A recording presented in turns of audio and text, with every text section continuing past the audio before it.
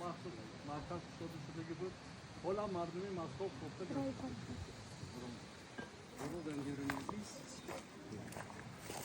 ما بسیار خرسند هستیم که شما رو در این محفل دیده استودیم، در این کنفرانس دیده استودیم و همچون زودروزی استاد هستند و ما بسیار منادور هستیم از استاد خودمون که ما با چنین درجه ها با یاردم استاد رسیدیم و با همه شما که از ما در اینجا مکتب خانه رو دیدستم استادا را حرمت کردن در کار، از آنها علم یاد گرفتن در کار، نه تنها در تاجیکستان بلکه از تاجیکستان بیرون برآمده در دیگر مملکت‌ها تاجیکستان را معرفی کردند.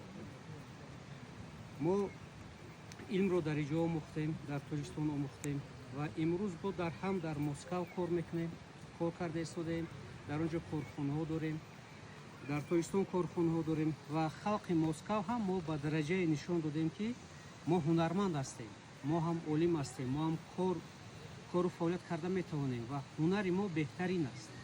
و چرا که شما معرفی کردین مهمون ما از ایران که ابو علی سینا یکی از یکمین علمانی که در سویتی بودند، از تاجیکان از همین قشلاق ها میبرایند علمان بسیارتر خوندن در کار، پیشروی کردن در کار، هر یک سخن استادان را بالا برداشتن در کار. ما نداریم از شما استاد که شما باید استاد داریم.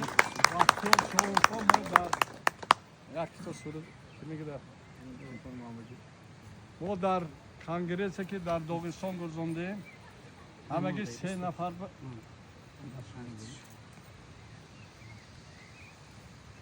با عنوان بهترین طبیب جهان در سال 2025 من خیلی اینم ساختیم.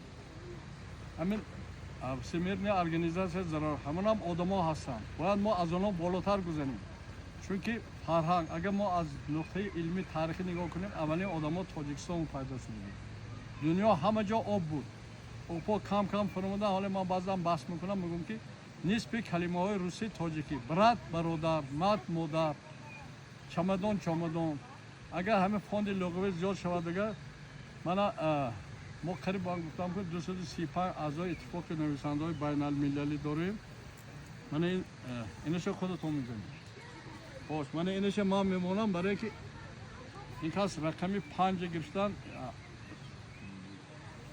Лучший целитель мира. Харсат.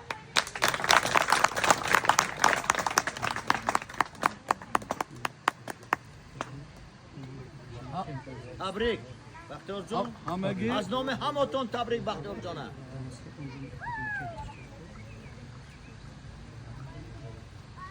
همگی 5 کس و ما دادگی بهترین طبیب جهان. من رئیسی همون کمیسی چیز به داغستان هم زیاد آدم ها بودن، 1 نفر داغستان بودن، با همون 3 تاش هم تاجیک گرفت. یه آدم در یک کنگرسی و اکادمیکی، اینا اکادمیک های جامعیتی هست. از اون جمله من 2 اکادمی جامعیت دیپلمش دارم. اکادمی یورازیسک اکادمی هم عنوانشون گرفتم. من هم برای منم یک خرسک زنیتوی نکه تا سال حرکت کنه، خطر نشد، عمر دراز زندگی. طبیب بسیار بسیار موقعی آدم طبیب